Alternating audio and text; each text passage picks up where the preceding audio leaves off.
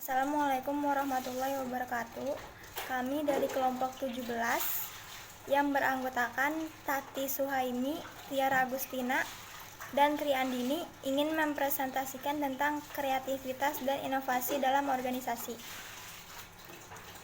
Apa itu kreativitas dan inovasi dalam organisasi? Kreativitas adalah kemampuan untuk mengembangkan ide-ide baru dan untuk menemukan cara-cara baru dalam melihat masalah dan peluang. Inovasi adalah kemampuan untuk menerapkan solusi kreatif terhadap masalah dan peluang untuk meningkatkan atau untuk memperkaya kehidupan orang-orang. Organisasi yang kreatif memiliki arti penting dalam sistem organisasi. Dalam menyikapi keadaan yang berubah-ubah, langkah-langkah kreatif selalu diambil oleh organisasi seperti inovasi, metode pengawasan, produksi, inovasi mengenai tata letak kantor dan pabrik agar lebih efisien, ide pemasaran, berkreasi dengan produk baru. Tahapan dalam proses kreativitas. Tahapan persiapan. Memformulasikan suatu masalah dan membuat usaha awal untuk memecahkannya. Yang kedua, tahap inkubasi. Tahap inkubasi, masa di mana tidak ada usaha yang dilakukan secara langsung untuk memecahkan masalah dan perhatian dialihkan sejenak pada hal yang lain. Yang ketiga, tahap iluminasi. Pada tahap inkubasi tidak selalu memicu terjadinya iluminasi atau pencerahan. Pada saat iluminasi terjadi, jalan terang menuju permasalahan mulai terbuka. Yang keempat, tahap verifikasi. Tahap ini merupakan tahap untuk menguji sebuah produk hasil proses kreatif untuk membuktikan. Tahapan inovasi. Yang pertama, tahap pengetahuan. Yang kedua, tahap bujukan.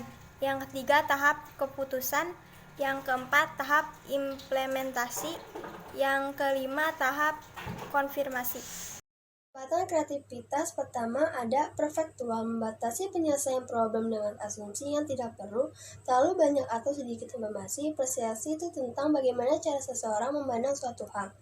Yang kedua, emosional, takut mengambil resiko, tidak menyukai ketidakpastian, lebih suka menilai daripada menghasilkan gagasan, menganggap remeh suatu masalah, tergesa-gesa menyelesaikan masalah.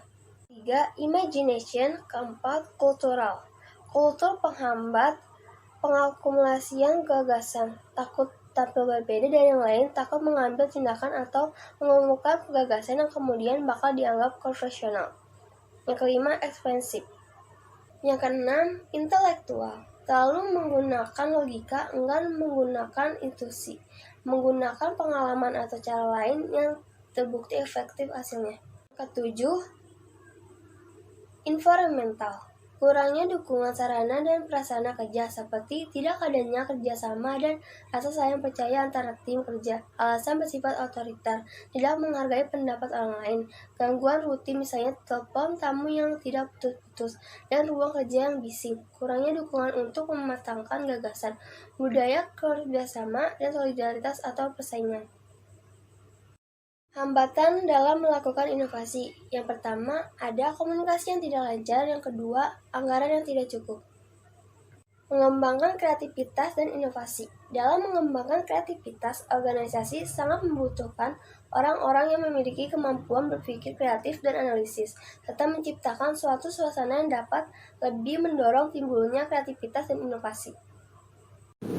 Selanjutnya, proses kreativitas dan inovasi organisasi. Proses kreativitas organisasi menurut Hick dimulai dari sebuah ide dan kemudian ide ini secara otomatis ditransformasi menjadi sebuah kegiatan inovatif. Seharusnya ide-ide dari karyawan ini ditampung dan disalurkan melalui saluran struktur yang ada guna perbaikan proses layanan dan proses operasional organisasi.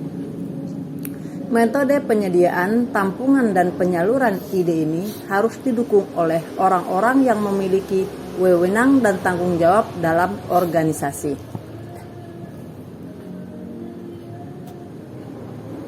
Selanjutnya, perkembangan sebuah ide. 1. Tahapan kemunculan sebuah ide. 2. Tahapan pelaksanaan sebuah ide.